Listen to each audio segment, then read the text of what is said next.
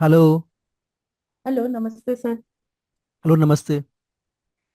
मेरी आवाज़ पहुंच रही है आप तक? हाँ जी, आ रही है सर। कितना ज्योतिष आपको आता है? सर, मुझे देखा जाए ज्योतिष के नाम पे ज्यादा कुछ नहीं आता। बस मुझे ये पता है कि जैसे 12 घर हैं। कुछ कुछ ये पता है, जैसे फर्स्ट हाउस लगन का होता है। और सेकंड हाउस जो है वो कुटुंब का होता है। और कुछ कुछ पता है सर। मतलब एज सच बहुत कुछ भी नॉलेज नहीं है मेरे को। कोई दिक्कत नहीं है। ये तो और अच्छी बात है, मैं इसको अच्छा समझता हूँ। आपको बिल्कुल ब्लैंक स्लेट है ना? आप आराम से जी। सीख जाएंगे। और ये जो बीएनएन जो ऐसी ऐसी पद्धति है कि कोई भी इसे सीख सकता है, जी। इसीलिए जितने भी न्यू बिगनर्स हैं मैं बोलता हूँ सीख लो, क्योंकि पुराने सिस्टम को सीखने में 2 बरस 3 बरस लगाने से अच्छा है कि एक नया सिस्टम सीखो।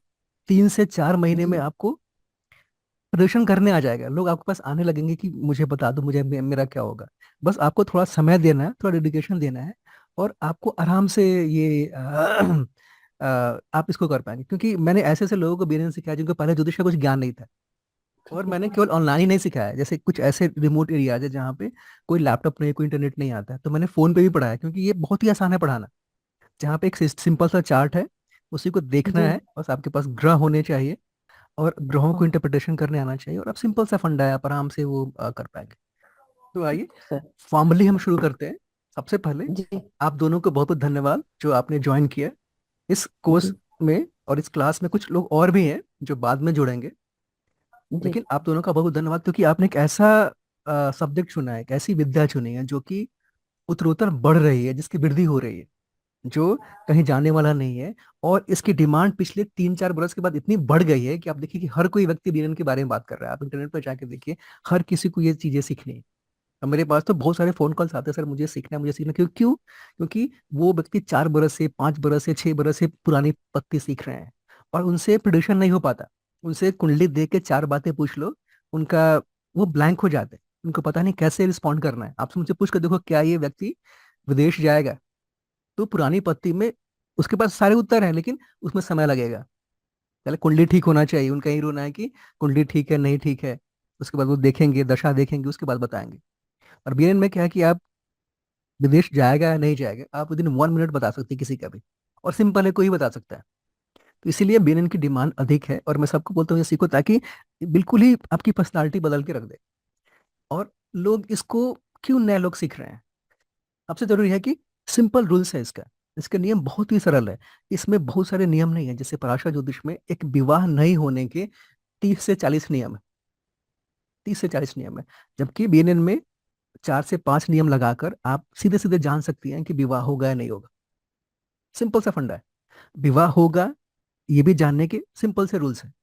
दूसरी पत्तियों में बहुत कॉम्प्लिकेटेड है। अगर आपको देखना है कि ये व्यक्ति कौन सा काम करेगा, तो बीएनए में देखना सिंपल है। उसमें आप देखते रह जाएंगे, 10 मिनट 15 मिनट 20 मिनट लगाएंगे, उसमें आपको D1 देखना पड़ेगा, उसमें आप D10 देखना पड़ेगा। इसमें आपको सिर्फ एक चार्ट देखना है, और आपके प्रश्न के उत्तर निकल के आ जाएंगे। सिंपल सा एक चार्ट देखना है और कुछ नहीं देखना है। दूसरा, इसका ग्रामर भी बहुत ही आसान है, क्योंकि नियम जब आसान है तो पूरा का पूरा ग्रामर आसान है। आप आराम से सीख सकते हैं। जबकि देखिए, उसी इसके तुलना में लाल किताब एक ऐसी पत्ती जिसका ग्रामर सीखने में समय लग जाता है। केवल ग्रामर सीखने में 3 महीने लग जाते हैं लाल किताब के, जबकि इसका 3 महीने 4 महीने में पूरा का पूरा कोर्स आप सीख सकते हैं आप। तो आप समझ सकते हैं कितना ईजी है ये अभिनयन। तीसरा, लेस कंफ्यूजिंग है। कंफ्यूजन जहाँ होती है जहाँ पे बहुत सारे सिद्धांत होते हैं। हर चीज के लिए एक्सेप्शन है, हर चीज के लिए नए सिद्धांत है, हर चीज के सिद्धांत के अंदर सिद्धांत है, और उस सिद्धांत के अंदर भी कुछ नए सिद्धांत है। तो यानी कि आपको पूरा का पूरा रट्टा लगा के सीखना पड़ेगा, तो संभव नहीं है। चौथा जो मेन पॉइंट है वो है क्विक प्रिडिक्शन। यानी बहुत आसानी से और तेजी से भविष्यवाणी कर सकते हैं। जितने समय में किसी और पत्ती में आप एक भविष्यवाणी करेंगे, बीएनएन में आप 10 भविष्यवाणियां कर सकते हैं। और मेरी गारंटी है, जब ये कोर्स समाप्त होगा आप 1 मिनट में 5 10 भविष्यवाणियां कर सकते हैं। विदिन 1 मिनट 5 10 कुंडली देखी और 5 10 बातें बता दी, है ना? और सबसे बड़ी बात है, अकॉर्डिंग टू टाइम्स, यानी आज के समय के अनुसार, क्योंकि आजकल बहुत ही फास्ट पेस समय है। लोग चाहते हैं क्विक रिजल्ट मिले, लोगों के पास टाइम नहीं है, और आपके पास भी टाइम नहीं है, क्योंकि सीखने के लिए हम अभी जो 40 प्लस के एज में आते हैं, 30 प्लस के एज में आते हैं, जहाँ पे हम अपना जो मेंटल प्रोसेस है उसका अधिकांश हिस्सा किसी और चीज को सीखने में लगा दिए रहते हैं। हमारे पास उतना टाइम नहीं होता है ना, हमारे पास उतनी एनर्जी नहीं होती और हम उतना अधिक ग्रास्प नहीं कर सकते, उतना अधिक मेमोराइज नहीं कर सकते, हम हमारे पास उतनी क्षमता नहीं होती। तो ये पत्ते है जहाँ पे आपको कम क्षमता लगानी है, सिर्फ लॉजिक लगाना है, सिंपल रूल लगाने हैं और आपका प्रेडिक्शन निकल के आ जाएगा। सिंपल फॉर्मूले हैं और उतने भी कॉम्प्लिकेटेड फॉर्मूला नहीं है। मैं आपको इतना ट्रेन कर दूंगा कि आपको देखते ही आप बोलने लगोगे, सिंपल सा, बहुत सारी चीजें तो आपको ऐसे ही निकल के आ जाएंगी प्रेडिक्शन। और नए लोगों के लिए सबसे बढ़िया है, क्योंकि नए लोग जो आते हैं पुराने सिस्टम को, जैसे प्राचीन सिस्टम है, उसको सीखने के लिए वो डिस्करेज हो जाते हैं। वो 2 क्लासेस के बाद बोलते हैं सर थोड़ा सा हेवी हो रहा है, उसमें मुझे गैप देना पड़ता है, उसको समझाना पड़ता है और कई बार रिपीट भी करनी पड़ती है उनको, फिर भी जो चाहिए उसे नहीं निकल के आता है। उन्हीं लोगों ने नया सिद्धांत लिया है, आपने सुना होगा ऐसे कहानियां की, ऐसी बातें कि एक ज्योतिष सीखने के लिए आपको पूरा लाइफ टाइम देना पड़ता है। इसका अर्थ वो पराशरी ज्योतिष है। ये जो बीएनएन तो आपको 3-4 महीने में सीख लो, तो 3-4 महीना और प्रैक्टिस कर लिया तो आप एक्सपर्ट बन जाते हैं, आप अच्छे एस्ट्रोलॉजर बन जाते हैं, कोई इसमें प्रॉब्लम नहीं है। तो बीएनएन जो है एक लाइफ चेंजिंग कोर्स है। जिसने भी मेरे साथ अभी बीएनएन किया है वो उनका लाइफ बदल गया, बिल्कुल ही लाइफ बदल गया। और अपना देखना, आपकी आपके कुंडली में कुछ ना कुछ ऐसी दशाएं चल रही होंगी, कुछ ऐसे गोचर होंगे जिसने आपको इस कोर्स की तरफ लिया, जो कि बहुत ही इंपॉर्टेंट को ये मैं आपको कुंडली में देख के बताऊंगा क्यों अभी से समय आप बीएनएन सीख रहे हैं। क्योंकि अवश्य आपके कुंडली में कुछ ना कुछ लाइफ चेंजिंग इवेंट्स घटित हो रहे होंगे, कुछ ना कुछ आपकी कुंडली में होगा, तभी आप सीख रहे हैं, सारे लोग तो नहीं सीख रहे हैं। आइए नए टॉपिक पे आते हैं। जब मैं ज्योतिष सीख रहा था तो मैंने 300-400 किताबें खरीद ली, इतने सारे लोगों को सुना, इतने सारी वीडियोस देखी, तो बहुत कंफ्यूजन था। तो फिर मैंने सोचना आराम किया कि मुझे क्या सीखना चाहिए, अगर मैं अच्छा ज्योतिषी बनना चाहता हूँ तो मुझे क्या सीखना है, मैं कौन सी किताबें पढूं, कौन सा ज्ञान लूं जो मैं अच्छा ज्योतिषी बन जाऊं। सबसे पहले एक अच्छे ज्योतिषी की पहचान क्या है, एक अच्छे ज्योतिषी को, एक अच्छे एस्ट्रोलॉजर को आना क्या चाहिए। इस पे मैंने काफी सोचा कि क्या आना चाहिए, तभी तो मैं आगे सीख पाऊंगा ना। अगर मुझे पता ही नहीं कि मुझे क्या आना चाहिए तो मुझे लोग जो सिखाएंगे मैं सीख लूंगा।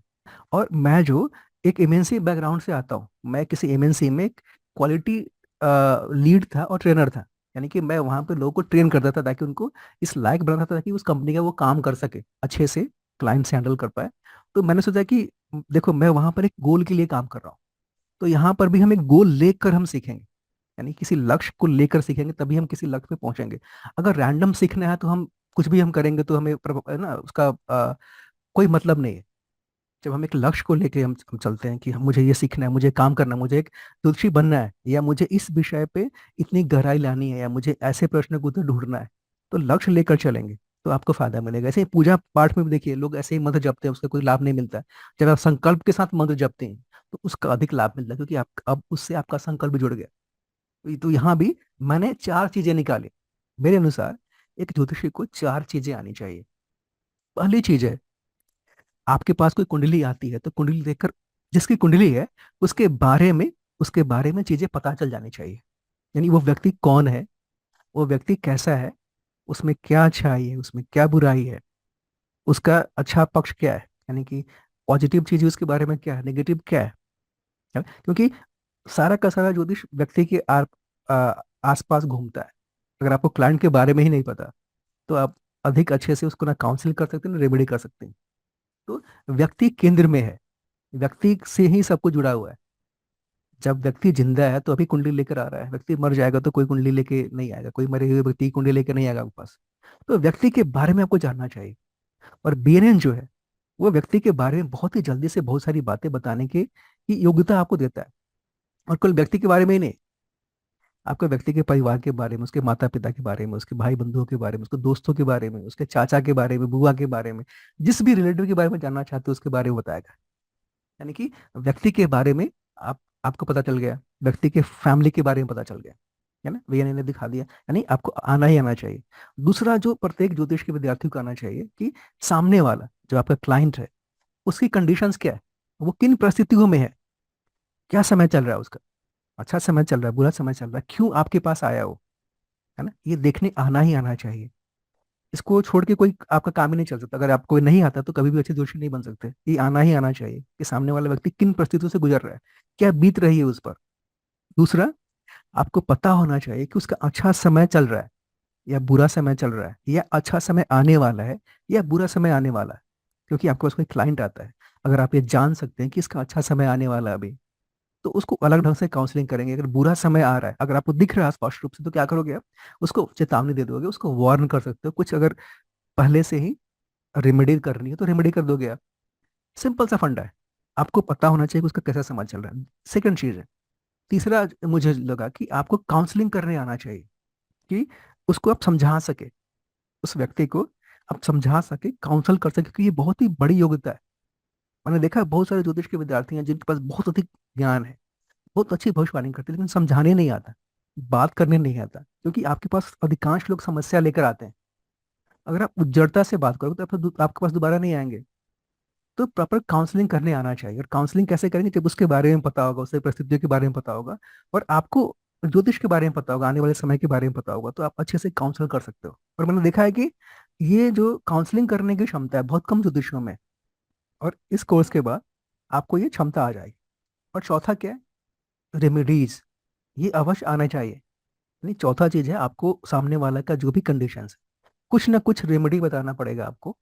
क्या करे कि समस्या से बाहर आ जाए, या क्या करे कि उसको जो चाहिए वो मिल जाए।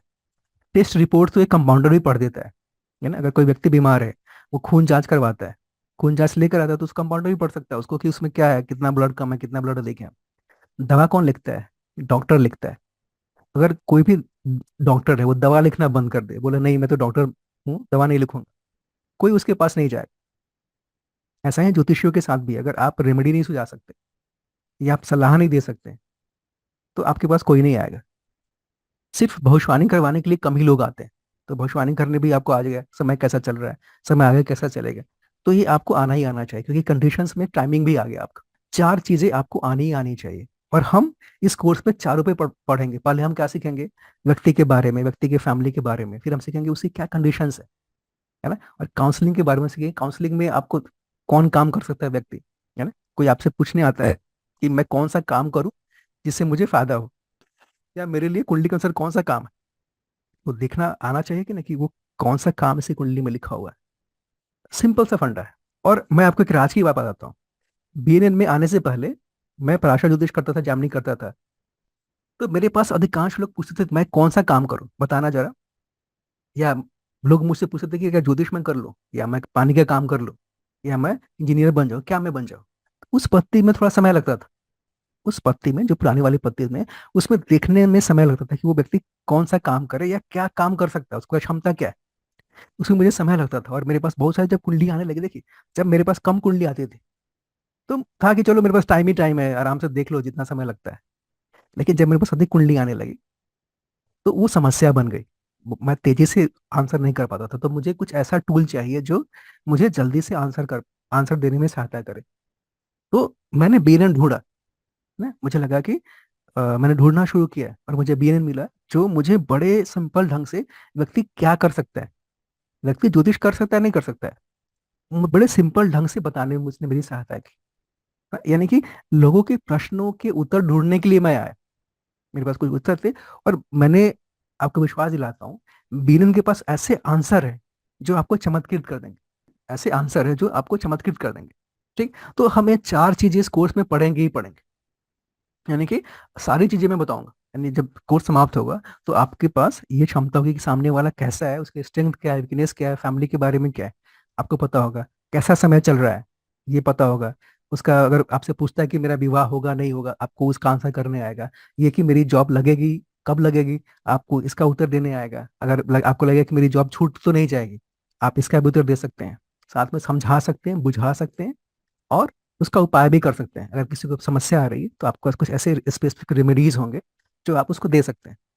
अच्छा, आजकल ये भी चला हुआ है, कर्मा अलाइनमेंट, यानी कि ग्रहों के अनुसार जीवन जीना। वो रेमेडीज का एक तरह से पार्ट ही है। मैं बोलूंगा कि life style as a remedy, नहीं, जो ग्रह आपको बोल रहे हैं उसके अनुसार आप काम कर रहे हैं, तो आपको समस्या नहीं आएगी। हाँ? जो ग्रह बोल रहा है कि आप ये काम करो, उसके विपरीत जाएंगे तो आपको समस्या आएंगी। तो कुछ ऐसा करो, बीच का रास्ता निकालो, जो कि ग्रह भी खुश हो जाए और आप भी खुश रहें। तो हम ये भी सीखेंगे थर्ड लेवल में, जब हमारा प्रोफेशनल लेवल होगा, लास्ट लेवल, तो उसमें सीखेंगे कैसे हम अपने कर्मों को ऐसे बना लें कि हमारे ग्रहों की शांति स्वमेय हो जाए। तो आजकल यही चल रहा है। आइए हम नाड़ी ज्योतिष के बारे में हम विधिवत पढ़ते हैं। आपने सुना होगा नाड़ी ज्योतिष क्या होता है। जैसे पूनम जी ने कहा कि उनको ज्योतिष की उतनी समझ नहीं है, अभी उन्होंने नया नया सीखना शुरू किया है। तो इसके पीछे, क्योंकि ये भृगु नदी नाड़ी है, नाड़ी ज्योतिष का ही पार्ट है, तो नाड़ी ज्योतिष के बारे में हमें पता होना चाहिए। सबसे पहले, नाड़ी ज्योतिष बहुत ही प्राचीन विद्या है। बहुत ही प्राचीन विद्या है। मतलब मैं कहूंगा कि जब से मनुष्य है तब से नाड़ी ज्योतिष है, क्योंकि बहुत ही सिंपल ढंग से प्रेडिक्शन करता है ना। और ये ज्ञान हमारा ऋषियों और मुनियों ने दिया है। उन्होंने क्या किया है, बहुत समय से ऑब्जर्व किया लोगों को, चीजों को, लोगों को ऑब्जर्व किया, ग्रहों की स्थिति को ऑब्जर्व किया, फिर उन्होंने कुछ सिद्धांत दिए जो बहुत ही मतलब रहस्यमय ढंग से नाड़ी ग्रंथों में लिखा हुआ है ना। अगर आप नाड़ी ग्रंथ स्वयं पढ़ेंगे फर्स्ट टाइम तो आपको कुछ समझ में नहीं आएगा, क्योंकि उनका उनकी भाषा अलग है, उनका बोलने का तरीका बहुत ही रहस्यपूर्ण है। उन्होंने कुछ सिखाया नहीं, उन्होंने सिर्फ भविष्यवाणी करी है। आप डिकोड करो कि किस नियम से उन्होंने भविष्यवाणी करी है। इसके लिए कोई गुरु चाहिए, और उसमें बहुत समय लगता था। और पहले क्या था कि ये नाड़ी के ग्रंथ थे कुछ परिवारों तक ही सीमित थे। जैसे अब मैं दिखाता हूँ कि पहले जो नाड़ी के जो नियम थे वो ताड़पत्रों पे लिखे होते थे, ऐसे ताड़पत्र होते हैं। अभी भी साउथ के बहुत सारे ये लाइब्रेरीज में ऐसे ताड़पत्र मिल जाएंगे। तो ऐसे ताड़पत्र पे सिद्धांत लिखे थे, लेकिन समस्या थी कि ये ताड़पत्र कुछ लोगों के पास ही था, यानी कुछ फैमिलीज में था। वो फैमिलीज में क्या है कि वो बाहर नॉलेज नहीं आने देते हैं। जैसे मेरे परिवार में है तो मेरे परिवार में रहेगा। तो उन्होंने कहा कि इस पर एक तरह से उसको विराम लग गया, यानी कि जो जल प्रवाह होता है तो वो रुक गया, ज्ञान की धारा रुक गई। तो एक साउथ से ही एक व्यक्ति उठे, उनका नाम है आरजी राव। उन्होंने क्या किया, उन्होंने इन नाड़ी ग्रंथों का अध्ययन करना शुरू कर दिया, जितने भी उनको नाड़ी ग्रंथ मिले उन्होंने उसको स्टडी किया, और एक जनरल फॉर्मूला निकाला, एक नई पद्धति निकाली, जो कि किसी भी कुंडली पे उन सिद्धांतों का प्रयोग करके भविष्यवाणी निकाल लो। यानी जिन पत्तियों से ऋषि भविष्यवाणी करते थे, ये आज की सिस्टम नहीं है। ये मत समझना कि आरजी राव सर ने निकाला हुआ है, उन्होंने सिर्फ डिकोड किया है। ये सारे सिद्धांत हमारे तारपत्रों में, नादी ग्रंथों में पहले से ही लिखी हुई थी, उन्होंने सिर्फ डिकोड किया। सिर्फ पता लगाया कि अरे इसके पीछे क्या है। जैसे कोई व्यक्ति कोई बात बोल रहा है तो वो क्यों बोल रहा है, सिर्फ क्यों का पता लगाया। और इसके लिए उन्होंने मुख्य रूप से दो नाड़ी के जो सिद्धांत है, जो नाड़ी की जो शाखाएं हैं, उसका प्रयोग किया। कौन से? भृगु नाड़ी का प्रयोग किया और नंदी नाड़ी का प्रयोग किया। यानी कि भृगु नाड़ी में जितने सिद्धांत थे उनको लगे, उन्होंने निकाल लिया, और नंदी नाड़ी में जितने सिद्धांत उन्होंने निकाल लिए, और दोनों को पिरो के उन्होंने भृगु नंदी नाड़ी का आविष्कार किया। आविष्कार नहीं कह सकता मैंने, उन्होंने एक पुस्तक लिखी ये इस ऐसी, और तब से ये इसका प्रचार होना शुरू हो गया। और ये इतनी सरल सिस्टम थी, इतनी ये इतना ये प्रचलन हुआ इसका कि आज लगभग हर कोई इसके बारे में जानता है, थोड़ा या अधिक हर कोई जानता है, क्योंकि ये इतना सरल है। इतना, जैसे मैं आपको एग्जांपल देता हूँ। मैं एक दवा स्टॉकिस्ट के पास गया हुआ था। बहुत बड़े दवा स्टॉकिस्ट है, मतलब बहुत अच्छा खासा टर्नओवर है उनका। तो उनके यहाँ पास मैं वास्तु करने गया हुआ था। तो मैंने वास्तु कर लिया, ठीक। जब मैं चलना आरंभ किया तब उनको लगा कि इनको ज्योतिष भी तो आता है, किसी ने कहा। तो उन्होंने अपने बच्चों की, अपनी पत्नी की कुंडलियाँ इकट्ठा कर दी, दे दी मुझे सामने लगा के। और मैं निकलने वाला हूँ, मैं जा रहा हूँ, मेरे पास समय नहीं है। तो कुंडली सामने है ना, कोई और सिस्टम में मुझे समय लगेगा। मैंने कहा कि कुंडली देखी, बीएनएन के सिद्धांत लगाए, और उन्होंने चार पांच बातें बता दी। कुछ और जो भी काउंसलिंग करना था, लेकिन जो काम मुझे पहले 20 मिनट लग रहे थे मैंने 4-5 मिनट में समाप्त कर दिया। और वो खुश हो गए। उन्होंने, जैसे बहुत जानकारी में था तो मैंने सोचा कि मैं दक्षिणा नहीं लूंगा इनसे, फी नहीं लूंगा वहां पर, क्योंकि किसी बहुत ही विशेष व्यक्ति ने मुझे वहां पे भेजा था जिनका मुझे बहुत आसान है। लेकिन फिर भी 5 मिनट में इतने इंप्रेस हुए कि उन्होंने मुझे जबरदस्ती मेरे जेब में दक्षिणा जितना उनको देना था रख दिया। अब नहीं, आपको कुछ लेना ही पड़ेगा। तो इसका इतना आप प्रभाव आप देख सकते हैं, सीधे मतलब बहुत जल्दी, बहुत अ, अच्छा आपको रिजल्ट देता है। बहुत जल्दी बहुत अच्छा रिजल्ट दिखाता है, और मैंने तो स्वयं देखा है अपने लिए। जब से मैंने एक करना शुरू किया हुआ है, मेरी स्वयं की लाइफ, मैं और मैंने जितनों को पढ़ाया उनकी लाइफ, जैसे मेरे एक विद्यार्थी हैं, जब से उन्होंने सीखना शुरू किया उन्होंने पुराना सिस्टम छोड़ दिया, और इसी पे वो काम कर रहे हैं। और कहते हैं कि जब से ये मैंने सीखा है तब से सामने वाले के बारे में जो भी मुझे बोलना होता है मैं बोल देता हूँ, और वो सच निकलता है। तो इसका नाम भृगुनंदी नाड़ी क्यों है? क्योंकि भृगु नाड़ी और नंदी नाड़ी के सिद्धांतों को एक करके हमने भृगुनंदी नाड़ी बनाया है।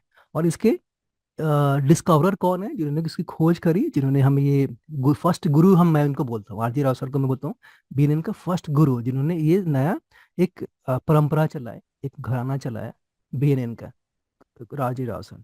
हम उनको नमन करते हैं, हम उनसे आशीर्वाद की कामना करते हैं ताकि उनका आशीर्वाद रहे हम पे, हमारे गुरुओं का, जितने भी लोगों ने हमें ज्योतिष सिखाया है, हमारे देवताओं का, ताकि हम इसको अच्छे से कर पाए। बेटा कुछ पूछना है यहाँ तक? कुछ क्यूरियोसिटी होगी आपके दोनों के पास? नहीं सर, बहुत अच्छे से क्या समझ आपको आ ये रहा है। पूछना है? हाँ बिल्कुल, क्योंकि फर्स्ट क्लास है। मैं बस इंट्रोडक्शन देना चाहता था कि क्लियर हो जाए चीजें, बिल्कुल ही क्लियर हो जाए। देखिए, मुझे नाड़ी के बारे में जो सबसे अच्छी बात लगती है वो है कि ये जीवन के आसपास घूमती है। जैसा जीवन है वैसा नाड़ी ज्योतिष है। कहीं अलग नहीं है, कहीं आर्टिफिशियल नहीं है, बिल्कुल ही नेचुरल सिस्टम है, बिल्कुल ही प्राकृतिक सिस्टम है। कहीं पे कोई दिखावा नहीं है, कहीं पे कोई आडंबर नहीं है। जैसे जीवन है वैसे ये सिस्टम है, यानी बिल्कुल लाइफ है ना। इसीलिए बीएनएन से भविष्यवाणी करना बहुत ही आसान है। जिसको भी जीवन की समझ होगी, जिसको भी अपने जैसे कोई व्यक्ति है, उसको अपने माँ बाप से कैसे उसके संबंध है, माँ से कैसे संबंध है, उसको उसकी परख होगी। और बीएनएन आराम से कर सकता है। कोई लंबे चौड़े शिक्षा की आवश्यकता नहीं, किसी डिग्री की आवश्यकता नहीं है, सिर्फ कॉमन सेंस चाहिए। जो आम समझ जिसको बोलते हैं, थोड़ी संसारिकता की समझ चाहिए, और आराम से कर पाएंगे। जितने भी लोग हैं संसार में, उसको उनका पूरा जीवन, उनके जीवन में तीन स्तंभ है जो कि बहुत ही महत्वपूर्ण है। पूरा जीवन जो है, मैं कहूंगा कि वो व्यक्ति, उस व्यक्ति में तीन स्तंभ सबसे इंपॉर्टेंट है। पहला लाइफ, जीवन। अगर जीवन है तभी वो व्यक्ति है, जीवन नहीं रहेगा तो व्यक्ति नहीं रहेगा। जीवन उसका मेन चीज है। दूसरा क्या है? डेस्टिनी, प्रारब्ध। यानी जिसको, उसको ऐसे प्रारब्ध को उसको भोगने आया हुआ है, जिसके कारण उसका जन्म हुआ है, प्रारब्ध। यानी कि जिसको जो चीजें नियत है, उसके लिए जो प्लान है इस जीवन, इस जन्म का। क्योंकि डेस्टिनी क्या दिखाता है आपके लिए इस जन्म में, क्या प्लान है, आपको क्या करना है। जैसे घर का प्लान होता है कि घर कैसे बनेगा, वैसे ही जो डेस्टिनी है, आपका प्रारब्ध है, आपके जीवन का प्लान है। आपको जीवन को कैसे आगे बढ़ना है, किस कहाँ पे मोड़ लेना है ना, कहाँ पे बांध लेना है, कहाँ पे दाएं लेना है, कहाँ पे कौन सी बड़ी घटना घटित होनी है।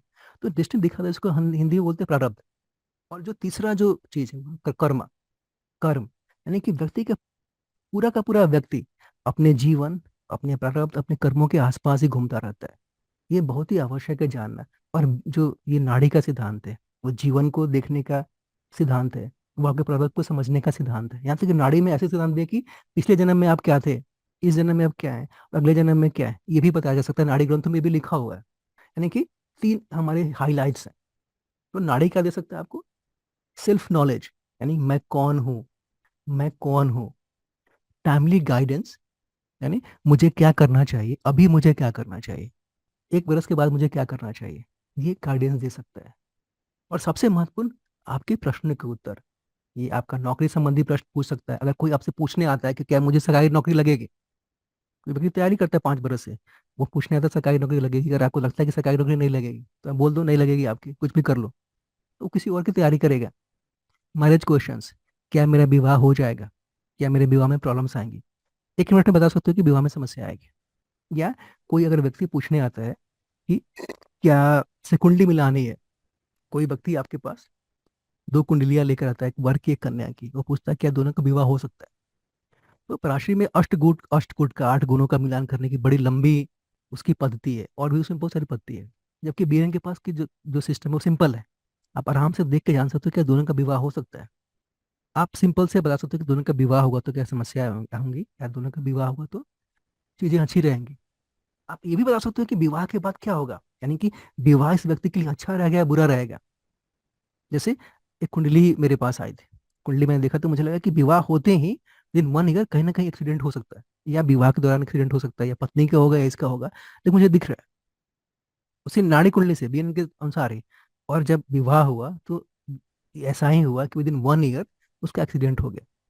उस कुंडली में दिख रहा था कि विवाह होते ही एक्टिवेट होगा योग, और वो घटना घट जाएगी। और आप भी ये भी सीखेंगे कि विवाह के बाद भी क्या हो सकता है, क्या विवाह कैसा रहेगा इसके लिए, क्या विवाह के बाद इसके लाइफ में समस्याएं आएंगी, या विवाह के बाद इसके लिए अच्छा रहेगा, पैसे आएंगे। ये सब आप जान सकते हैं। मनी क्वेश्चंस बहुत ही सिंपल ढंग से बीएनएन दिखाता है कि क्या पैसे आएंगे, कितना पैसा आएगा, कहाँ से पैसा आएगा, पिताजी के पास कितना पैसा था, क्या उन्होंने पैसा कमाने में स्ट्रगल किया।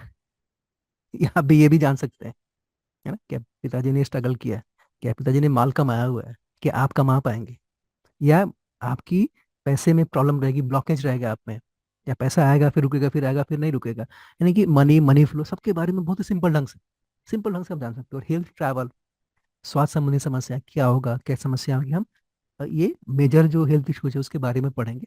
थर्ड लेवल में हम हेल्थ पढ़ते हैं कि कैंसर होने के योग, या जो बड़े बड़े रोग होते हैं, हम उसके बारे में सीखते हैं कि कैसे हम जान सकते हैं कि ऐसी संभावनाएं हो सकती है। और ट्रैवल, क्या फॉरेन ट्रैवल हो सकता है, आजकल बहुत सारे लोग पूछते हैं कि हम विदेश जा सकते हैं। बहुत ही सिंपल ढंग से है, और कब जा सकते हैं ये भी आप बता सकते हैं। ये टॉपिक बहुत ही इंपॉर्टेंट है, जो अब इसलिए मैंने इसको इंक्लूड किया। सेल्फ नॉलेज, क्योंकि बीएनएन जो है आपकी लाइफ के आसपास घूमता है। है ना। तो अपने के बारे में जानना चाहिए, क्योंकि ये जैसे जीवन घटित होता है, नाड़ी ज्योतिष बस है उसको कैप्चर कर लिया उसने। लाइफ घटित हो रहा था, कैमरा लगाया नाड़ी ने, उसको कैप्चर कैप्चर कर लिया। तो हमारे शास्त्रों में हमारे बारे में क्या लिखा गया है, हम कौन है। तो कहा गया है कि जो हमें शरीर दिखता है, वही केवल हमारा शरीर नहीं है, उसके अंदर भी कुछ है। जैसे हम दिखते हैं वैसे ही नहीं है, कुछ हमारे अंदर भी है। जो हमारे सामने दिखता है, जैसे आपसे कोई व्यक्ति मिलता है तो वो, उसको स्थूल शरीर बोलते हैं। वो स्थूल शरीर है, यानी कि जो आपकी बॉडी है, जैसे आप किसी व्यक्ति से मिलते हैं जो आपको दिखाई देता है, वो सामने वाली बॉडी है, स्थूल शरीर है। लेकिन हमारे अंदर तीन शरीर है, थ्री बॉडीज है, हम अकेले नहीं है, हम तीन लोग हैं। है ना, आप भी तीन लोग हैं, सब कोई तीन लोग हैं, तीन तीन शरीर है हमारे अंदर। एक है जो सामने दिखता है, स्थूल शरीर है, जिसमें आपके हाड़ है, आपके मांस, आपकी हड्डियां हैं, आपका खून दौड़ता है। और दूसरा कौन सा है, सूक्ष्म शरीर, यानी कि अंदर से एक एक छुपा हुआ सूक्ष्म शरीर भी है, यानी स्थूल के अंदर। और उसके भी अंदर कारण शरीर है, जो कि मूलभूत शरीर है ना, कारण शरीर मूलभूत शरीर है। हम इस ज्योतिष की पत्ती में दो चीजों पे विचार करते हैं, क्योंकि कारण बहुत ही एडवांस लेवल का अध्यात्म हो गया। हम स्थूल और सूक्ष्म नाड़ी जो है, इसमें भी डील करता है कारण में, लेकिन बहुत ही अलग असर से। हम हमारा मेन फोकस होगा स्थूल और सूक्ष्म, है ना। और हम पढ़ते भी हैं, आगे चल के पढ़ेंगे, स्थूल शरीर यानी कि हमारी जो बॉडी है, और सूक्ष्म शरीर है। तो सूक्ष्म शरीर क्या होता है, इसको जानने के लिए हमें जानना पड़ेगा हम सचमुच में हैं कौन, है ना। क्या हम हमारे शरीर है, या हमारे अंदर भी कुछ है। तो इसके लिए मैं चार्ट दिखाना चाहता हूँ। हमारा जो एग्जिस्टेंस है, हमारा जो अस्तित्व है, उसके भी तीन कंपोनेंट्स हैं। अगर आप, ऋग्वेद में भी एक ऋचा आती है कि शरीर के अंदर दो चिड़ियाएं हैं, दो पंछियां हैं, दो पंछियां हैं। जैसे देह अगर हमारा वृक्ष है, देह हमारा वृक्ष है, तो दो पंछी हैं। जो एक पंछी साक्षी भाव से देखता है क्या हो रहा है, कुछ इंटरफेयर नहीं करता। और एक पंछी है जो कि फलों में चोंच मारता है, फलों का भोग करता है। यानी कि हमारे अंदर दो एंटिटीज हैं जो कि एक्टिव है। एक है कि जो साक्षी भाव से देखता रहता है, कुछ नहीं करता वो ईश्वर का अंश है, तो साक्षी भाव से सबको देख रहा है, सब कुछ बस, लेकिन कुछ नहीं करता है। और एक है एक चिड़िया जो कि भोग करता है, जो कि चीजों को एक्सपीरियंस करता है। और जो साक्षी भाव से देखता है, उसको हम आत्मा बोलते हैं। जो भी साक्षी भाव से दिख रहा है वो ईश्वर का अंश है, जो आत्मा उसको बोलते हैं। और जीव जो है, यानी जो चिड़िया जो कि फलों का भोग करती है, यानी कि हमारे शरीर के अंदर कुछ ऐसा भी है जो कि रसों का स्वाद लेता है, जो सुख दुख इच्छा द्वेष इसकी अनुभूति करता है, वो जीव है। और देह हमारा जो हमें दिखता है, बॉडी, बॉडी में क्या है, जैसे किसी में चीरा लग जाना तो खून निकल के आ जाना, है ना, चोट लगना, ये सब बॉडी में होते हैं। सूक्ष्म शरीर जो है अकेले से एग्जिस्टेंस नहीं हो सकता, हमें दिखाई नहीं देगा। जब तक हम स्थूल शरीर में नहीं आएंगे संसार में, हम दिखेंगे नहीं, क्योंकि ये जो फिजिकल एग्जिस्टेंस है, इसको बोलते हैं हम भौतिक जगत, बोलते हैं भू जगत, है ना, मृत्यु लोग बोलते हैं। तो जो देह होता है, जब तक देह नहीं होगा तब तक आप किसी व्यक्ति को देख नहीं पाएंगे, कि हमारी इंद्रियां वैसी नहीं है, इसीलिए हम भूतों को नहीं देख पाते हैं। जैसे दूसरे दूसरे जो यक्षिणियां हैं, जो शाकनियां हैं, इसको हम देख नहीं सकते, उनके पास स्थूल शरीर नहीं होता, उनके पास देह नहीं होता। हमारे पास देह होता है, इसलिए आप देख पाते हैं। आपके घर के लोगों के पास देह नहीं है, तो आप उनको देख नहीं पाएंगे। और क्या होता है, जब मरता है व्यक्ति तो क्या होता है, मरने के बाद जो सूक्ष्म शरीर है वो देह छोड़ कर चला जाता है। यानी कि जीव जो है, वो देह को जब छोड़ के चला जाता है तो उसको बोलते हैं कि मर गया वो, तो जीव ही देह को चलाता है। जीव है, यानी कि कोई बोलता है कि मेरे हाथ, मेरे पैर, मेरी आंखें।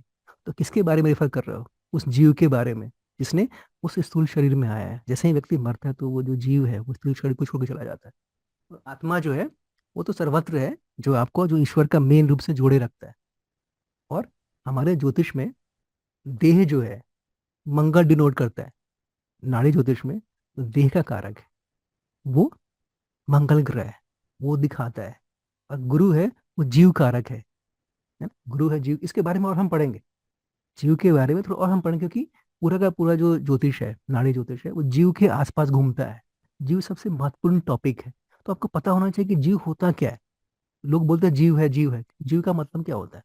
और आत्मा, आत्मा को सूर्य दिखाता है, जो सोर्स है। आत्मा जो है, सूर्य क्या है, सोर्स दिखाता है। जो फाइनल जो है, कोर जो है, उसको सन दिखाता है, इसलिए आत्मा बोलते हैं। आत्मा, जीव और देह, इसको बोलते हैं आत्मा। जीव को जीव आत्मा भी बोला जाता है। और देह है, तो इसको तीन एंटिटीज है, हमें इसके बारे में पता होना चाहिए। जीव तत्व होता क्या है, क्यों हमें इसको जानना चाहिए। पहला, आपने सुना होगा कि इसका पुनर्जन्म हो गया। है ना, पिछले जन्म में हम कुछ और थे, इस जन्म में हम कुछ और, अगले जन्म में हम कुछ और होंगे। ठीक, तो कौन सी एंटिटी जन्म लेती है? क्या शरीर जन्म लेता है? प्रश्न उठता है कौन सा अवयव है हमारे एग्जिस्टेंस का, अस्तित्व का, जो कि पुनर्जन्म लेता है? तो उत्तर है जीव। जो जीव है, जो जीवात्मा है, वो पुनर्जन्म लेते हैं। क्यों? क्योंकि वो कर्म बंधन से बंधा रहता है। वो कर्म बंधन से, क्यों? क्योंकि सुख दुख का स्वाद वो लेता है। जैसे अगर आपने न्याय दर्शन पढ़ा होगा, तो न्याय दर्शन में एक बड़ी अच्छी बात आती है। 10वां सूत्र है न्याय दर्शन का, कि उसमें लिखा हुआ, जो मुझे, मैंने पढ़ा तो मुझे बड़ा अच्छा लगा, तो मैंने यहाँ पे लिख लिया उसका, कि ये जीव है जो कि इच्छा, द्वेष, प्रयत्न, सुख दुख और ज्ञान, इसको अनुभव करता है। चंद्रमा अनुभव नहीं करता। आपने सुना होगा कि सुख दुख का अनुभव चंद्रमा को होता है, ऐसा नहीं है। चंद्रमा मीडियम बनता है ना, चंद्रमा माध्यम बनता है। मूल उसका जो अनुभव होता है अंतिम छोर पर, वो जीव होता है। चंद्रमा केवल माध्यम है। चंद्रमा जीव को सपोर्ट करता है, बस इतना ही है। लेकिन जो जीव है, जिसको सुख दुख का अनुभव करता है, जो प्रयत्न करता है, जो कुछ इच्छा करता है ना, ये जीव करता है। इसीलिए वो जीव जो है कर्म फल के बंधन से बन जाता है। आपका शरीर नहीं बनता, क्योंकि शरीर आपके हाथ जैसे वो जीव चलाता है, वैसे आपका हाथ चलता है। कि आपका हाथ अपना से चल सकता है? नहीं चल सकता। कोई ना कोई एक शक्ति चाहिए चलाने के लिए। आपके क्या पैर चल सकते हैं? नहीं। क्या आपके अंदर जो इच्छाएं आती हैं, कहाँ से इच्छाएं आती है? कभी सोचा है आपने? मेरी आंखें देख रही हैं, क्यों देख रही हैं? आपको कुछ खाने की इच्छा हो गई, कुछ सीखने की इच्छा हो गई, यही ज्योतिष सीखने की इच्छा हो गई। इच्छा कहाँ से आई? उसका स्रोत क्या है? कभी सोचने का प्रयास किया है? उसका उत्तर यही है कि हमारे अंदर जीवात्मा है, उसके अंदर इच्छा आती है, उसके अंदर द्वेष आता है, उसके अंदर प्रेम है, उसके अंदर सुख है, उसके अंदर दुख है। सारी अनुभूति वही आती है। वो अंतिम छोर है इन सब का। और ये जो जीव है, वो सुख शरीर में रहता है। ये जो जीव है, ये रहता है सूक्ष्म शरीर में। देह तो हमारा स्थूल शरीर हो गया, और जीव हो गया सूक्ष्म शरीर, है ना। इसीलिए जीवात्मा सदा सूक्ष्म शरीर से लिपटे रहता है। जैसे मृत्यु होती है, तो जीवात्मा जो है स्थूल शरीर को छोड़ देता है, लेकिन सूक्ष्म शरीर से लिपटे रहता है। बिना सूक्ष्म शरीर के जीवात्मा का कोई अस्तित्व नहीं है।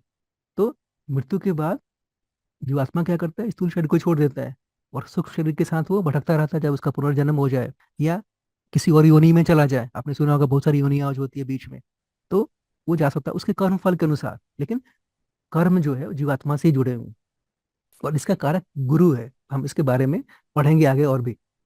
तो जीवात्मा जो है वो कर्मों से है, और कर्मों के फल से भी जुड़ा हुआ है। यानी कि जीवात्मा, कर्म का मूल स्रोत जीवात्मा है, और कर्मों का फल भी वही भोगता है, अच्छा या बुरा। इसीलिए जीवात्मा कर्म बंधन से जुड़ा हुआ है। इसीलिए उसको पुनर्जन्म लेना पड़ता है, ताकि कर्मों को वो चुकता कर सके, कर्मों को बैलेंस कर पाए, ताकि कर्मों को न्यूट्रलाइज हो सके, ताकि वो उसका विकास हो सके, ताकि जो भी चाहे वो हो सके, मोक्ष प्राप्त हो सकते। उसकी इच्छा है, वो मोक्ष की तरफ जाता है। कैसा जाता है? उसके पास इच्छा, स्वतंत्र इच्छा है जीवात्मा के पास। कोई उसको नहीं बता रहा है कि तुम कोई किसी के अंडर नहीं है। जीवात्मा ने कर्म किए, वैसे उसको दिशा मिली, जैसे उसकी इच्छा है वैसी उसकी दिशा होती रही। बीरन के पास ये सिद्धांत है, ये जानने का। बीरन ने इस सिद्धांत को पकड़ा है। जो मूल जो तत्व है, जीवन का तत्व है, जो है जीव तत्व है, उसने पकड़ा है। और जीवों के बारे में कोई और पत्नी चर्चा नहीं करती। न केपी चर्चा करती है कि जीव क्या होता है, सिर्फ देह पे काम करता है। केपी ज्योतिष है, केवल देह पे काम करता है। पराशर ज्योतिष भी ऊपर ऊपर देह पे ही काम करते हैं, जीवात्मा पे बहुत, आप गहरे जाएंगे तब। जैमिनी ने इस पे काम किया है। जैमिनी ज्योतिष जीवात्मा के कॉन्सेप्ट को अलग ढंग से इंटरप्रेट किया है। लेकिन जो बीरन का जो है, नाड़ी का है, वो बहुत ही सिंपल ढंग से, जैसे घटित होता है, जैसे होता है, वैसे नाड़ी ने पकड़ लिया। कोई कोई बिना लग लगा के, बिल्कुल आमने सामने। ठीक है। अभी इसके बारे में कुछ पूछना है, ये बहुत इंपॉर्टेंट टॉपिक है, कुछ समझना है वो, कम से कम जीवात्मा के बारे में। कोई क्वेश्चन अभी तक? नहीं सर, क्लियर है।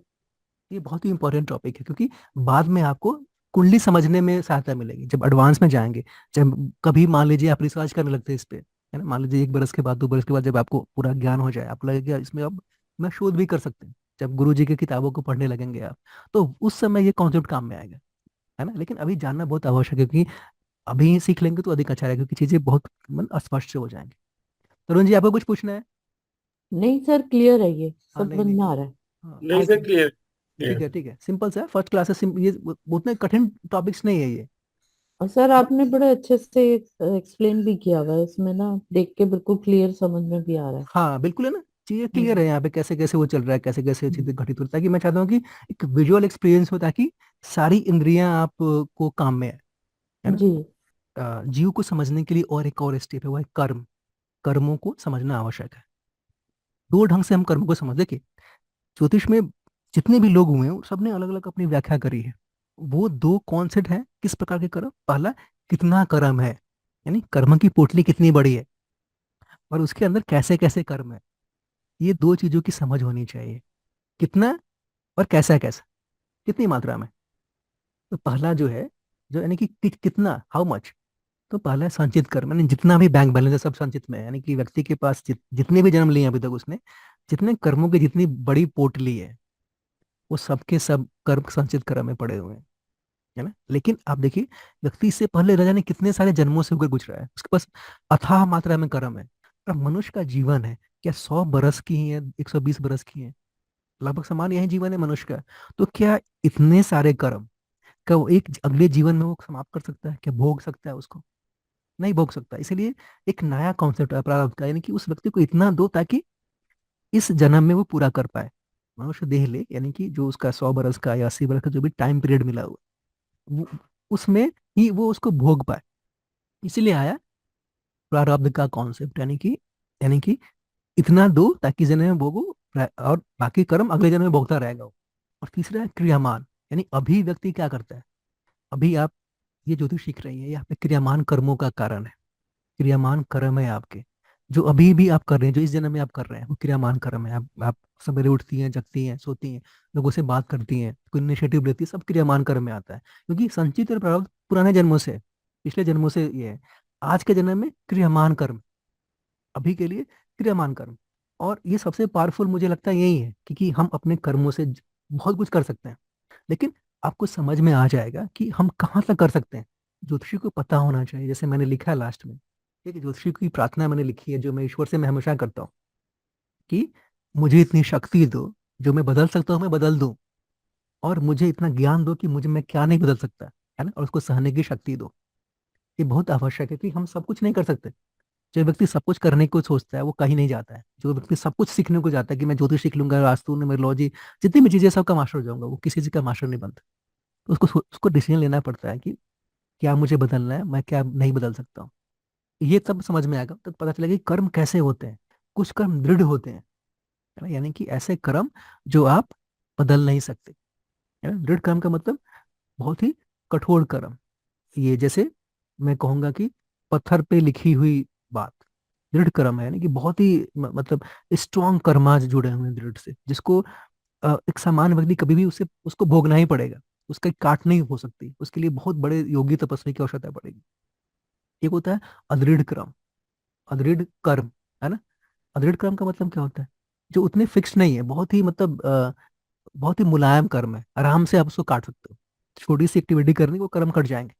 अदृढ़ क्रम है वो, सिंपल सा है, जैसे रेत पे नाम लिखते हो, जैसे व्हाइट बोर्ड पे आपने लिखा फिर मिटा दिया, फिर लिखा फिर मिटा दिया, कुछ ऐसे ही है। तो इसके लिए चिंता करने की आवश्यकता नहीं है, आपको कर्म करना है, चीजें अपने आप ही कट जाती हैं और आपको रोज करती रहती हैं। और एक कर्म है दृढ़ अदृढ़, यानी कि ऐसे कर्म है जो ना कि बहुत ही सॉफ्ट है और ना ही बहुत ही हार्ड है, वो बीच के कर्म है, जिसके लिए थोड़ा सा प्रयास करना पड़ता है आपको, थोड़ा या कभी अधिक प्रयास करना पड़ता है। और जो रेमेडीज है हमारी अधिकांशतः दृढ़ अदृढ़ रीम में ही आता है। इसी क्षेत्र में हमारे रेमेडीज आते हैं, क्योंकि जो दृढ़ कर्म है उसको काटने के लिए एक सामान्य ज्योतिषी के वश की बात नहीं होती। जो दृढ़ कर्म है उसको कोई नहीं काट सकता, उसके लिए कुछ बहुत बड़े योगी चाहिए, बहुत बड़े तपस्वी चाहिए, जो आजकल मिलते नहीं। अदृढ़ कर्म है वो समय वो कट जाएंगे, आपका क्रियामान कर्म ठीक रहेगा, अगर आपकी लाइफ स्टाइल ठीक है तो अपने आप करते जाते हैं। जो दृढ़ अदृढ़ कर्म है सॉरी, जो दृढ़ अदृढ़ कर्म है, इसी यही फोकस है हमारे रेमेडी का, जो हम कर सकते हैं, जिसमें हम बदलाव कर सकते हैं, जिसको हम काट सकते हैं, जिसमें हम परिवर्तन कर सकते हैं। इसलिए जानना बहुत आवश्यक है, जब भी कोई रेमेडी करने से पहले हमें देखना पड़ेगा कौन सा कर्म हमें दिख रहा है। क्या दृढ़ कर्म है, तो उसमें पक्का ईश्वर से के पास जाना पड़ेगा, तब वहीं कुछ ऊपर नीचे कर सकते हैं, मनुष्य के वश की बात नहीं है। और जो दृढ़ अदृढ़ कर्म है, वहां पे हमारे पास स्कोप है करने का, वहां पे हम दिमाग लगा सकते हैं। जहाँ पे हम कुछ कर ही नहीं सकते, तो वहां पे दिमाग लगाना क्या होगा, वहां पे प्रार्थना करना पड़ेगा ईश्वर से, वहां पे कुछ और ही करना पड़ेगा हम। और अब हम कुछ बीएन के बारे में कुछ इंट्रोडक्शन सुनते हैं, कुछ बेसिक चीजें सीखते हैं कि क्या है।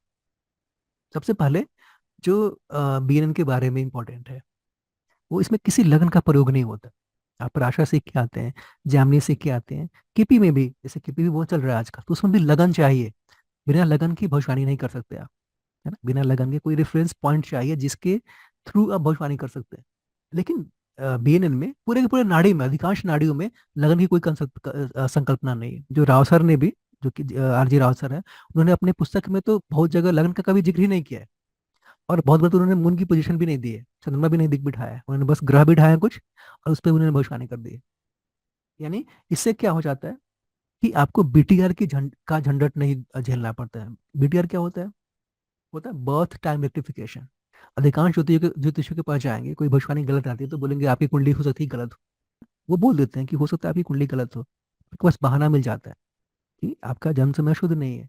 और यहाँ पे चूंकि अगर आपका बर्थ टाइम थोड़ा ऊपर नीचे भी है, तो आप भविष्यवाणी कर पाएंगे, क्योंकि लगन की संकल्पना ही नहीं है, नो लगन, कुछ है ही नहीं इसमें। कोई लग्न नहीं, कोई घर नहीं, कोई भावेश नहीं। यानी जैसे पराशर में हम क्या बोलेंगे, जैसे मान लीजिए ये कुंडली है हमारे पास, तो पहले घर का, हम उसमें बोलते हैं कि जो पहले घर का स्वामी है सबसे इंपॉर्टेंट प्लैनेट है। इस कुंडली में पहले घर का स्वामी मंगल है, क्योंकि मेष लगन की कुंडली है, और मंगल 8वें घर में बैठा है। यानी कि पहले घर का मालिक 8वें घर में जाके बैठ गया, तो इसकी भी प्रेडिक्शन निकल के आ जाएगी। व्यक्ति के जीवन में उतार चढ़ाव रहेगा, क्योंकि जब भी लग्नेश 8वें में जाता है तो व्यक्ति के जीवन में उतार चढ़ाव आता है, लाइफ अनस्टेबल हो जाती है, बहुत बार उसको अपमान झेलना पड़ता है, और वो बहुत सिक्रेटिव हो जाता है, बहुत गुस्सैल हो जाता है वो, है ना, और गुप्त रूप से बहुत सारे काम करता है। ज्योतिष में, तंत्र में भी उसकी रुचि होती है, अध्यात्म में भी उसकी रुचि मिलेगी। तो ये सारे प्रेडिक्शन निकल के आ जाएंगे। लेकिन बीने ने क्या कि ये सारे निकालने के लिए उसने ग्रहों का सहायता लिया, गुरु का सहायता लिया, और ग्रहों के माध्यम से भी आप कर सकते हैं। नो लग्न, नो हाउस लॉर्ड, नो बिटिया रिक्वायर्ड। और ये नाड़ी ने क्यों ऐसा किया, लगन को क्यों हटा दिया? इसके पीछे मैंने सोचा कि ऐसा क्यों हो रहा है। तो इसका उत्तर मुझे मिला कि देखिए, भाषा ज्योतिषी है, तो सारे रिजल्ट ग्रहों के माध्यम से मिलते हैं, है ना। ग्रहों अभी जैसे आप बोलते हैं कि अभी ग्रहों, कौन से ग्रह की दशा चल रही है, तो यानी कि जो भी रिजल्ट मिल रहे हैं ग्रहों के माध्यम से मिल रहे हैं। राशि सारी एम्प्टी है, जब तक उस राशि में कोई ग्रह नहीं जाएगा वो एक्टिव नहीं होगी। किसी नक्षत्र में कोई ग्रह नहीं जाएगा, वो ग्रह नक्षत्र एक्टिव नहीं होगा। किसी घर में कोई ग्रह नहीं जाएगा तो घर एक्टिव नहीं रहेगा। यानी अगर घर की रिजल्ट आपको लेनी है तो ग्रह चाहिए, अगर राशि की रिजल्ट लेनी है तो ग्रह चाहिए, नक्षत्र की रिजल्ट लेनी है तभी ग्रह चाहिए। यानी कि ग्रहों के बिना ज्योतिष में कोई भविष्यवाणी नहीं कर सकते, ना कोई उपाय कर सकते हैं आप, है ना। उपाय क्या, भाव का ही करोगे, 5वें घर का उपाय कर दो। अगर पुत्र संतान होने में समस्या आ रही है, विवाह में समस्या आ रही है, तो 7वें घर ही जुड़ता है। तो क्या 7वें घर की रेमेडी करते हो, या वहां की राशि की रेमेडी करते हो? नहीं करते हो। अब वहां के ग्रह की रेमेडी करते हो। आपको जो भी ग्रह लगता है कि ये ग्रह की रेमेडी में करूंगा तो चीजें ठीक हो जाएंगी। जैसे रत्न नहीं पहनना है, तो क्या घर की रत्न पहनते हो, ग्रहों का पहनते हो। तो ग्रह जो है सर्वोपरि है ना, ग्रह जो है सर्वोपरि है। सारी भविष्यवाणी ग्रहों के माध्यम से ही होती है। और संसार के प्रत्येक वस्तु पर, प्रत्येक घटना पर किसी न किसी ग्रह का आधिपत्य है, किसी न किसी ग्रह का आधिपत्य है। जैसे सर पे किसी ग्रह का आधिपत्य है, दांतों पे किसी ग्रह का आधिपत्य है, उंगलियों पे किसी ग्रह का आधिपत्य है, आपकी भूमि पे किसी ग्रह का आधिपत्य है, पत्नी पे किसी ग्रह का आधिपत्य है, भाई पे, छोटे भाई पे, सबसे छोटे भाई पे किसी न किसी ग्रह का आधिपत्य है। तो नाड़ी ने कहा, जब सारे नियम, सारे भविष्यवाणियां ग्रहों के माध्यम से ही मिलनी है, तो सीधे सीधे ग्रहों से मिल लो ना। बीच में किसी और की क्या आवश्यकता है? बीच में किसी किसी और चीज की आवश्यकता ही नहीं है, सीधे सीधे ग्रहों को पकड़ लो। क्योंकि जिस व्यक्ति को काम करना है आपका, है ना, जिसे काम करवाना है, तो उसके उसके भाई को, उसके पत्नी को, या उसके किसी दोस्त को क्यों पकड़ना, उसी व्यक्ति को पकड़ पकड़ लो ना। इसने नाड़ी ज्योतिष को एक नई ऊंचाई दी, है ना। इसलिए इस ज्योतिष की पद्धति में ग्रह सर्वोपरि है। ग्रहों के बारे में जितना हम पढ़ेंगे उतना कम, सब कुछ, सारी भविष्यवाणी ग्रहों के माध्यम से ही होगी, है ना। यानी कि 80 to 90% भविष्यवाणी ग्रहों के माध्यम से होती है। ग्रह पकड़ो और भविष्यवाणी करो, ग्रह पकड़ो और भविष्यवाणी करो। जो भी क्वेश्चन है हम आगे देखेंगे इसी प्रेजेंटेशन में कि हम कैसे भविष्यवाणी कर सकते हैं। थोड़ा सा मैंने इंक्लूड किया ताकि आपको शुरू में आइडिया हो जाए कि हम कैसे आ, आगे बढ़ेंगे। और इसमें एक और बड़ी विशेषता है कि नो डिविजनल चार्ट्स। आप बहुत सारे ज्योतिषियों से बात करिए, बोलेंगे कि बिना नवांश देखे तो मैं भविष्यवाणी नहीं करता, है, नवांश मैं देखूंगा। किसी ने लिखा हुआ है कि it's a crime to predict without looking at Navamsha chart. यानी कि अंग्रेजी में लिखा था, उसने लिखा था कि बिना नवांश कुंडली के भविष्यवाणी करना किसी अपराध से कम नहीं। यानी कि वहां पे आपको बहुत सारी कुंडलियां चाहिए, राशि कुंडली चाहिए, नवांश चाहिए, षष्ठी आमसा चाहिए, अगर संतान देखना है तो सप्तांश चाहिए, अगर कैरियर देखना है तो दशांश चाहिए, अगर शिक्षा देखनी है तो D24 चाहिए, चतुर्विमशांश, है ना। अगर आपको मिस फॉर्च्यून देखना है तो D30 चाहिए, है ना, त्रिमशांश, है ना। अगर स्वास्थ्य देखना है तो D27 चाहिए। और वो सारे काम नाड़ी ने एक कुंडली से कर लेता है, जो राशि कुंडली देखता है, और जितने प्रश्न के उत्तर ढूंढना है ढूंढ लेता है। सिर्फ एक कुंडली देखते हैं इसमें, बहुत सारी कुंडली नहीं देखते। एक कुंडली बस, एक कुंडली उठाया, जो D1 चार्ट जिसको हम बोलते हैं, कुंडली उठाया और ग्रहों को पकड़ा और भविष्यवाणी करी। No Navamsha, no Dashamsha, no other chart, just one chart. और इसमें कोई दशा भी नहीं होता। जितनी भी पत्तियां हैं, चाहे पराशरी हो, चाहे जामनी हो, चाहे आपका केपी हो, सब दशाओं का प्रयोग करते हो टाइमिंग के लिए, है ना। बिना दशा के वो टाइम नहीं कर सकते। हाँ, ट्रांजिट का प्रयोग हो सकता है, लेकिन दशाएं इंपॉर्टेंट है, क्योंकि दशाएं महत्वपूर्ण है। ट्रांजिट जो है सेकेंडरी होते हैं उन उन पत्तियों में। अगर दशा नहीं दे रहा तो ट्रांजिट अपने से नहीं दे सकता। केवल ट्रांजिट जो है, यानी गोचर, दशा का सहयोगी के रूप में काम करता है। लेकिन इसमें बेन में कोई दशा नहीं होती। हम आगे पढ़ेंगे सेकेंड लेवल में, थर्ड लेवल में भी, ये राउंड्स के माध्यम से, गुरु शनि राहु के राउंड्स के माध्यम से कैसे हम भविष्यवाणी कर सकते हैं। यानी कि सारी भविष्यवाणी टाइमिंग भी कुंडली में छुपी हुई है, ग्रहों को ही आगे करके, यानी कि किसी ग्रह को आगे बढ़ा के भविष्यवाणी करना सीखेंगे। इसमें आपको किसी दशा की आवश्यकता ही नहीं पड़ेगी, आप दशा भी नहीं देखेंगे, सिर्फ बिना दशा देखे और भविष्यवाणी करेंगे और समय अच्छा निकल के आता है। तो मैंने क्या कहा, बहुत ही यूनिक मेथोडोलॉजी है। इसमें हम ग्रहों को देखते हैं, राशियों को देखते हैं और भविष्यवाणी कर देते हैं। बस दो ही को जानना है आप, ग्रह को जानो, राशि को जानो। हम जानेंगे अगले कक्षा में, ग्रहों के बारे में विस्तार से पढ़ेंगे और राशियों के बारे में विस्तार से पढ़ेंगे। यानी कि पूनम जी, आपने कहा कि मुझे उतना कुछ पता नहीं है, तो आपको पता करने की आवश्यकता भी नहीं है। सिर्फ ग्रहों को पता होना चाहिए, राशियों को पता होना चाहिए और थोड़ा भावों के बारे में पता हो जाएगा, तो राशियों के माध्यम से हो जाता है ना। इतना आपको पता है, ग्रह पकड़िए, राशि पकड़िए, तो भविष्यवाणी करिए। और हाँ, जब थर्ड लेवल में हम कुछ सीक्रेट रूल भी पढ़ते हैं, यानी हम थर्ड लेवल में नक्षत्रों को इंक्लूड करते हैं। मैंने इंक्लूड किया, मैंने रिसर्च किया कि हम नक्षत्रों का प्रयोग कर सकते हैं, तो हमने नक्षत्रों का प्रयोग उसमें इंक्लूड किया, उसको हम सीखेंगे। कुछ और सीक्रेट टेक्निक्स मैंने ढूंढ निकाली है, जो हमारे प्रिडिक्शन को थोड़ा समय हल्का लग जाता है, 10 सेकंड 20 सेकंड अधिक लग जाता है, लेकिन बड़े प्रिडिक्शन जो है बड़े आसानी से और बड़े ही क्लियर कट निकल के आते हैं। तो हम लास्ट में सीखेंगे, है ना। वो सीक्रेट टेक्निक्स है जो हम चर्चा नहीं करेंगे, जब क्लास में ही मैं आपको, जब हमारा थर्ड लेवल शुरू होगा तो मैं बता दूंगा। तो नक्षत्रों पे भी काम करते हैं, यानी कि इसलिए मैंने लिखा नहीं है नक्षत्र यहाँ पर, लेकिन थर्ड लेवल पे नक्षत्रों पे हम काम करते हैं, है ना, और बड़े अच्छे निकल के आते हैं। और उसके सीक्रेट टेक्निक्स है, नाड़ी ज्योतिष में प्रत्येक घटना का, प्रत्येक व्यक्ति का एक कारक ग्रह होता है। जैसे पति का एक कारक ग्रह है, पत्नी का एक कारक ग्रह है, यानी कि पति के बारे में जानना है तो उसी ग्रह के माध्यम से हम जानेंगे। पत्नी का एक कारक ग्रह है, यानी पत्नी के बारे में कुछ भी जानना है कुंडली में, उसी ग्रह को हम मीडियम बनाएंगे। अगर बेटे के बारे में जानना है तो एक ग्रह है उसका, उसी ग्रह को हम पकड़ेंगे, उसी ग्रह से हम बात करेंगे तब हमें पता चलेगा। पैसे के बारे में बात करनी है तो उसका भी एक ग्रह है, उसके पास ये डिपार्टमेंट है।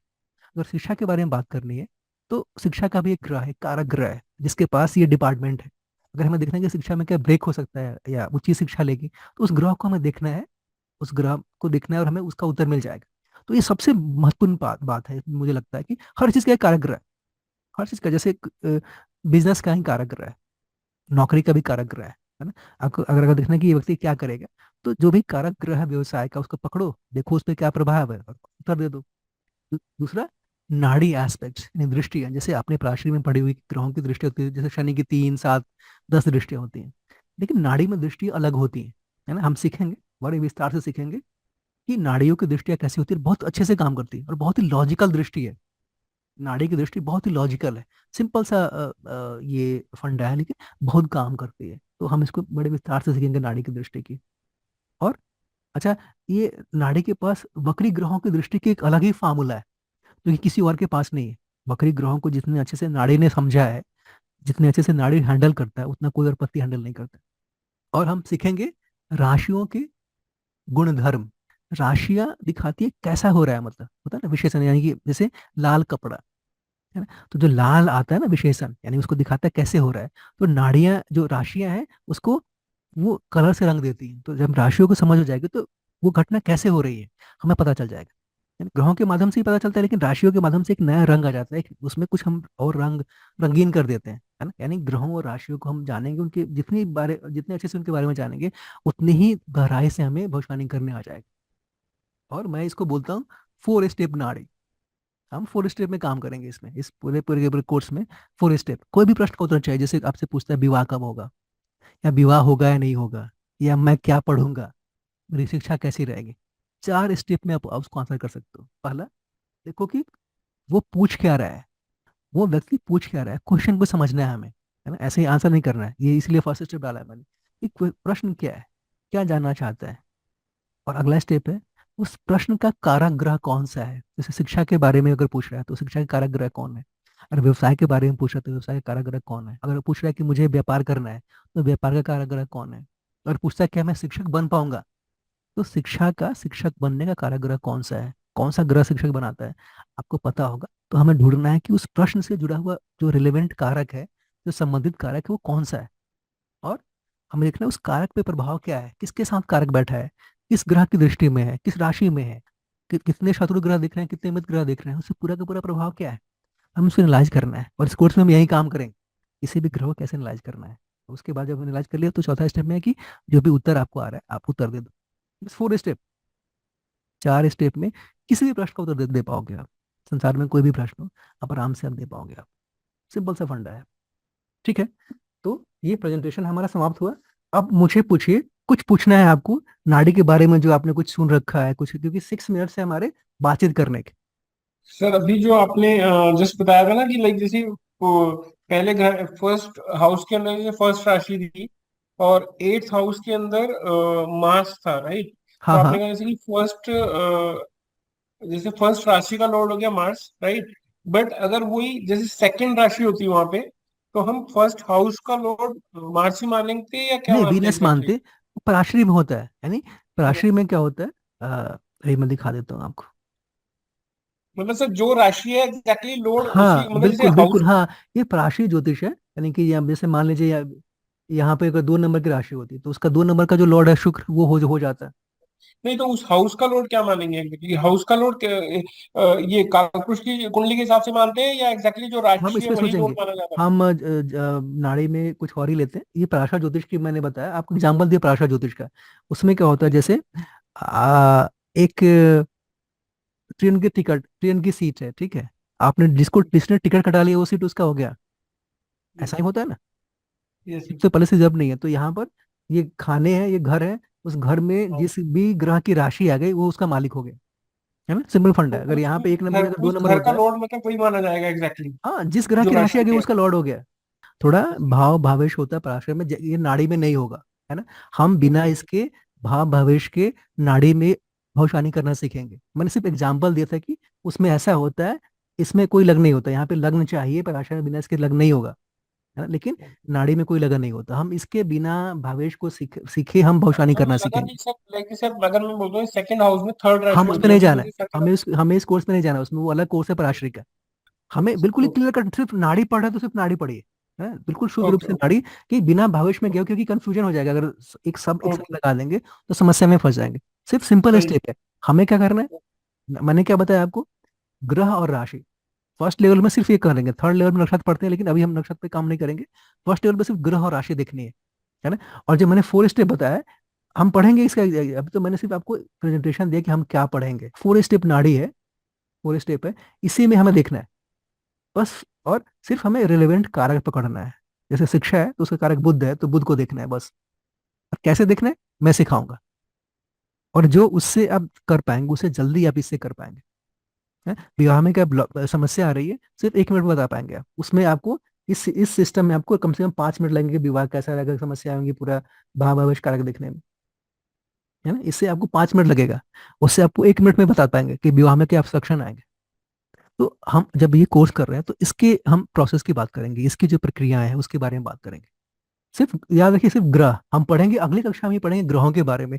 किस ग्रह का क्या कारकत्व होता है, कौन सा ग्रह आपके फैमिली में उसका क्या इंपॉर्टेंस है, आपके करियर में उसका क्या इंपॉर्टेंस है। ग्रहों के बड़े विस्तार से पढ़ेंगे और बार बार पढ़ेंगे, क्योंकि ग्रह ही सब कुछ है यहाँ ना। राशियां कहीं कहीं राशियां भी आ जाती है, लेकिन सबसे महत्वपूर्ण ग्रह ही है। सब सारे काम ग्रहों के माध्यम से होता है। बिल्कुल सीधे सीधे। कुछ और जो समझ में नहीं आया, कुछ कोर्स के बारे में कुछ और पूछना है। सर नहीं जैसे सर। इसमें आपने बताया कि टाइम का इम्पोर्टेंस नहीं है। मान लीजिए जैसे कि कोई ट्विंस होते हाँ तो उनकी भी प्रिडिक्शन हम अलग निकल पाएगी। जैसे मान लो मेरे पास, मैं तो न्यूमरोलॉजी से करती हूँ सर। जैसे कि हम्म। हम मेरे पास आए थे कि एक जो है बच्चे, उनका सिर्फ 1 या 1 मिनट का डिफरेंस पे था। तो सर थोड़ा सा प्रॉब्लम ऐसे बच्चों के आती, जब 1 मिनट के डिफरेंस पे बच्चे हुए तो एक लड़का और एक लड़की, लेकिन दोनों का करियर अलग है, और मैरिज के लिए भी था उनका, और मतलब उनका करियर प्रोस्पेक्ट्स पे भी। तो सर क्या हम ये भृगु नंदी हाँ नाड़ी से देखिए, उस पर प्रिडिक्शन दे सकते आ, मेरी बात सुनिए, अच्छा हैं? प्रश्न जी। पूछा आपने। जी। देखिए, दो ट्विंस हैं, जी। उनके लाइफ में बहुत सारी चीजें समान भी है, बहुत चीजें अलग भी हैं। जी। ऐसा नहीं कि सब कुछ अलग है, जी। बहुत सारी चीजें अलग है, कुछ अलग होती है और बहुत सारी समानताएं भी होती है। जी। तो हमें हाँ अगर जी। नाड़ी अंशों पे काम करते हैं, क्योंकि नाड़ी में वही नाड़ी अंश है जिसके हम्म। माध्यम से आप जान सकते हैं कि वो व्यक्ति का कैसा रहेगा। ठीक ओके। है, तो हम उसके बारे में थोड़ा सा देखेंगे यहाँ पर, लेकिन इसके पास मेनली इन लोगों के पास है, जैसे मैं कहूंगा कि आपके पास रोज वो ट्विंस वाले नहीं आ रहे हैं। बहुत कम आपके पास, कितने ट्विंस वाले आएंगे, एक या दो अभी तक आपके पास आए होंगे। हाँ, दो आए हैं, हाँ।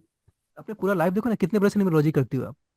2 साल हो गए सर। 2 साल, और 2 साल में दो आए, तो बहुत ही जी। रेयर है वो, और उसके लिए टेक्निक्स है, उसके लिए एडवांस टेक्निक्स होते हैं इसमें, है ना, जो कि वो मैं बोलता हूँ कि ट्विंस जो है वो रिसर्च का टॉपिक है। यानी जब इसमें जब अब आप ये कोर्स कंप्लीट हो जाएगा, जब रिसर्च कर लेंगे तो उससे काम करेंगे और नाड़ी अंशों पे काम करेंगे, तब उससे संभव है। या उसके लिए केपी ज्योतिष है जो सीधे सीधे दिखा पाएगा, लेकिन इससे भी संभव है, इससे भी, क्योंकि देखिए दोनों के कर्मफल अलग अलग होंगी, और हो सकता है कि कुछ सेकेंड्स में कुछ डिफरेंस हो यहाँ पर, ये भी संभव है ना। हाँ, दोनों रहते भी अलग अलग देश में है। एक एक बच्चा उनका रहता है लंदन में और एक सिंगापुर में। नहीं देखिए, नॉर्मली 1 मिनट का डिफरेंस नहीं होता है, क्योंकि मुझे लगता है कि कम से कम 4 मिनट का डिफरेंस होता ही होता है। मैंने एक बार ट्विंस पे रिसर्च देख रहा था किसी का, जिसने ट्विंस पे लिखा हुआ था, उसने उसमें मैंने पढ़ा था, मैं तो मेडिकल फील्ड से हूँ नहीं, उसमें ये लिखा हुआ था, उन्होंने लिखा हुआ था, उनकी बात मैं बोल रहा हूँ कि दो ट्विंस के बीच में 4 मिनट का फर्क होता है, जी। 4 मिनट का फर्क होता है ना? और ये प्रश्न मेरे पास भी है, इसीलिए मैं एक ऐसे डिविजनल चार्ट पे काम कर रहा हूँ जिसको मैं नाम दिया पूर्णांशा, यानी D360। तो मैं रिसर्च रिसर्च उसमें कर रहा हूँ, ताकि ऐसे ही जो वेक्स क्वेश्चंस है, जो ट्विंस जी। के क्वेरीज है, वो कम ही आते हैं, लेकिन आपको वो मैं बता दूंगा आपके पास जब भी ऐसे आएंगे तो कैसे हैंडल कैसे करना है। जी। ठीक है और सर। एक बात मैं बताना चाहता हूँ आपको, देखिए प्रत्येक सिस्टम के पास कुछ अच्छाई है ना, कुछ शॉर्ट हम्म। कमिंग्स है। जी। जितने भी सिस्टम है, जैसे न्यूमेरोलॉजी आपको आता है, उसमें भी कुछ प्रश्न उत्तर निकल के नहीं आते। हाँ जी। जैसे चार्डियन सिस्टम है, तो चार्डियन में भी स्पेलिंग पे भी काम करता है, साउंड पे हम्म। काम नहीं करता वो, है। जी। कबाला है तो साउंड पे काम करता है, स्पेलिंग पे काम नहीं करता, क्योंकि जिस काम के लिए वो बना है उसके लिए प्रयोग करेंगे तो बहुत अच्छा रहेगा। जी। जैसे केपी ज्योतिष है तो बहुत ही सूक्ष्मता से काम करता है, क्योंकि लगन में है वो, ठीक है। है ना। और हाँ, जी। इस कोर्स में बर्थ टाइम वेरिफिकेशन नहीं पड़ती, क्योंकि इसमें आवश्यकता नहीं पड़ती, जी। क्योंकि ठीक। उसमें तो लगन चाहिए नहीं चाहिए। बर्थ टाइम की आवश्यकता वहां पड़ती है, बर्थ टाइम वेरिफिकेशन की, जहाँ पे हमें लगन की आवश्यकता पड़ती है। डिविजनल चार्ट चाहिए, जैसे केपी है जहाँ पे 2 मिनट से सब लॉट्स बदल जाते हैं, तो वहां पे उसकी आवश्यकता पड़ती है। इसलिए मैं केपी का जो भी कोर्स कराता हूँ, तो वहाँ पे मैं बर्थ टाइम वेरिफिकेशन में इंक्लूड मैंने कर लिया है कोर्स में अब, कि उसमें पढ़ाता ही पढ़ाता हूँ, क्योंकि उसके बिना काम नहीं चलता है। लेकिन इस यहाँ पर है कि, और जब थर्ड लेवल में नक्षत्र पढ़ेंगे आप, है ना, जी। कई बार आप देखेंगे कि जो नक्षत्र बदल रहे हैं, क्योंकि नक्षत्र का होता था कि नक्षत्र जो है, मान लीजिए कि 4 मिनट में थोड़ा बहुत ऊपर नीचे हो रहा है। हम्म। तो ये थर्ड लेवल में जब कर लेंगे, नक्षत्रों पे काम कर लेंगे, तो ऐसे जो विक्स क्वेश्चंस है इसके जी। आप आंसर ढूंढ पाएंगे। ठीक है सर। क्योंकि राशि तो 30 डिग्री की होती है, नक्षत्र तो और भी कम होगा, 13 डिग्री 20 मिनट का, तो जब जी। नक्षत्र पे काम करेंगे, है ना, इसलिए जी। मैं आपको हिंट दे दिया कि हम थर्ड लेवल नक्षत्र पे काम करेंगे, और तब आपके पास कुछ बहुत ही महत्वपूर्ण प्रश्न के उत्तर निकल के आएंगे, बहुत ही आपके पास मतलब आंसर करने का एक नया टूल मिलेगा, एक नई प्रक्रिया आपको मिलेगी, और आपके ज्ञान को एक मतलब एक लंबा बहुत दूर तक लेके जाए।